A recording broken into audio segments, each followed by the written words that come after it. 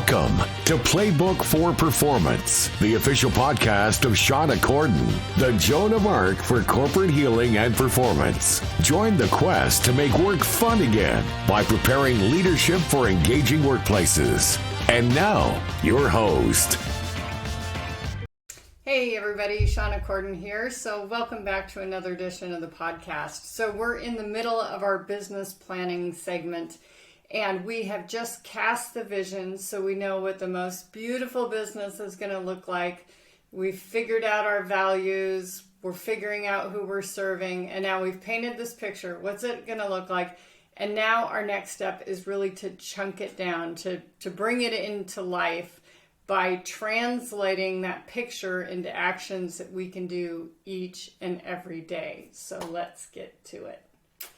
So, a term I like to use that comes from my project management background and PMO background is a WBS. Well, what's a WBS? A WBS stands for a work breakdown structure. It's a very fancy project management term, but it basically takes the vision and chunks it down into bite-sized manageable pieces.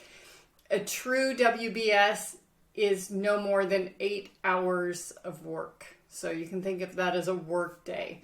Now, that will be way too detailed for taking that vision and putting it in a 3-year business plan or a 1-year business plan. But depending on how robust your business is, you may not need that level of detail. So what we really want to do is deconstruct that big piece and figure out what it takes to achieve it. So what do we do? So let's use the analogy of a wedding. Everybody's been to a wedding or they've watched one on TV. And planning a wedding, if you ask any bride-to-be, is rather overwhelming, depending on how controlling their mother is. So let's think about this. You've got music, you've got a venue, whether it be a church, a synagogue, a mosque, or an outdoor, non-religious ceremony, justice of the peace. You've probably got some kind of reception afterwards, which may or may not have dancing. So are you going to have music? Are you going to have a DJ? What's that going to be like? Are you going to serve refreshments? Alcohol, no alcohol, finger foods, sit-down meal. All of these little decisions that need to be made translate into tasks. And a lot of them are decision-based. But also, once you've made the decision, you need to follow through and book a caterer. You have to set a budget. You have to determine how many people are going to be there and all of those things that are needed. Depending on your budget, it may determine how many guests you can have and how many you want. So think about that whole thing in terms of what do you want the wedding to look like? How many people do you want to be there? Do you want it to be an intimate affair? Do you want it to be something more robust, a who's who in your geography? And then if you wanted 500 people, let's say, versus 100, you might have a much more extensive budget for the 100 people to do a full meal. But if you are going to have 500, you might only have finger foods or just cake and champagne. It really depends. What are the details of the ceremony? How many groomsmen or bridesmaids will there be? Are you writing your own vows? What's going to happen? Budgeting for clothing, all of these things. But if you take every one of those categories, they become their own silo. So if we're talking about your business and you have 3 products that you use to serve customers, each one of those products is going to be like a different silo that you have to plan for. So if you had this beautiful vision that said, I am going to serve my clients in that when they come to town, I'm going to pick them up in a limo. I'm going to bring them to the training event. They're going to have their own personalized monogrammed bag waiting for them. I've already researched their favorite color. If you want to have that kind of American Express Platinum kind of experience, then you're going to translate that vision into those kind of details. You might have a partnership with a limo service. You might hire a limo driver and buy a limo for the business. It really depends, but you want to take everything that you cast in that vision and you want to ask yourself, well, what would it take to do that? Okay, now it's never going to be perfect because that's why we do a lot of rolling wave planning, meaning we're going to get into this, we're going to find out what it really entails, and then we're going to do more of it. So we're going to fill in all the blanks as we go. Things will emerge. As I talked about last week, when you move furniture, you naturally discover that there are dust bunnies behind it. And you may not have anticipated taking the time to vacuum or sweep or whatever it is, but you will need to do it. So just plan some cushion in there.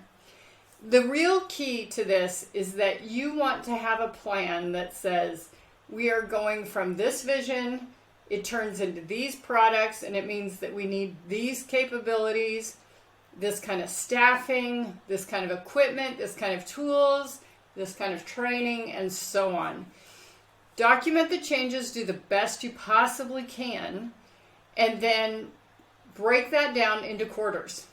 So most people don't have a super long attention span. In all my time planning, most of the time when we did the quarterly reporting on progress, it caught people by surprise because they were so consumed with the day-to-day that was happening. And so they would do like a quarter's worth of work in 1 week. Well, I called that person and they didn't get back to me and da-da-da-da-da. So don't do that to yourself. Just have a plan for this 90 days, here's what I'm going to accomplish. Or my focus for the next 90 days is going to be on this. Okay? That is the most successful method that I've seen.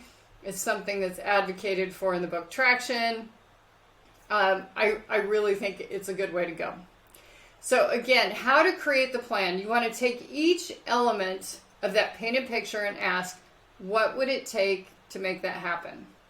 So if we just take that one element of, we're going to have American Express Platinum type service for our clients when they travel to see us, what kind of logistics do you need in terms of picking up clients at the airport? Well, you probably need to know their travel itinerary. What kind of, car are you going to have? Are you going to hire within, or are you going to contract with somebody? Just ask yourself question by question. Well, what might interfere with that? What do we need to do that, etc.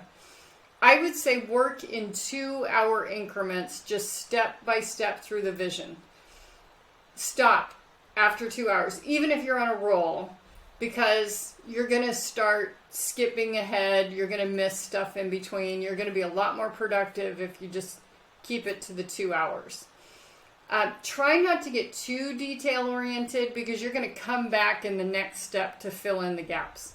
I would say in general, to create the overall high level plan, it's going to take about 12 hours, depending on how detailed your vision is. So let's say you've got it all documented. You've got all those silos figured out. You've got, here's what we need for music. Here's what we need for the wedding venue. Here's what we need for food, and so on. You've kind of identified those big chunks. Once you do that, you've got to turn each one of those things into what we call a SMART goal. And you've probably heard SMART goals before. Specific, so we will have a DJ from 4 to 8 p.m.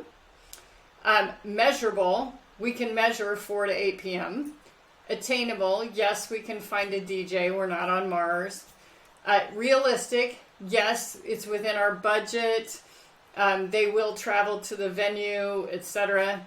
And timely, we will have booked it by this time and date. Because if we don't get it booked by this time and date, we're going to have a problem. Okay? So, now, each goal needs to have an objective, It needs to have a measure, and it needs to have a deadline. So when it comes to, booking the venue, booking the DJ, things like that, some of these things will naturally set their own timeline, because if you have tried to book a wedding venue in the spring or nice weather, you will know that you don't get to pick your anniversary date. It's what Saturday is both the church and the venue, reception venue available, period. And then you are stuck with that if you're really attached to your venue. If you have 4 or 5, 6 places that you could consider, you might have more availability. It really just depends. But that is some of what you're going to be stuck with. And that's okay. That's okay. The more that we get better at this business planning, the more that we can really latch onto the details. So when do you want to work on the plan? You want to do it right after the vision. Remember, we always start with values, because values determine right people, right jobs.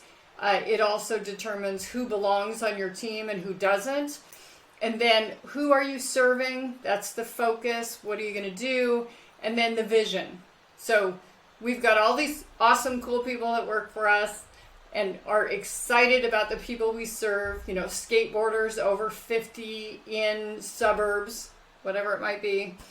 And then what is it we're going to deliver to those people, and what's our plan to make it happen? Okay. So that's when we want to work on the plan. Now, I hope you found this helpful, whether you're trying to do your own personal plan to build muscle or something else. These lessons, this work breakdown structure, will serve you in your workplace, in your own side hustle. I can't emphasize enough how much project management is done by all of us. It's not that I'm just preaching nonsense because it's my favorite thing.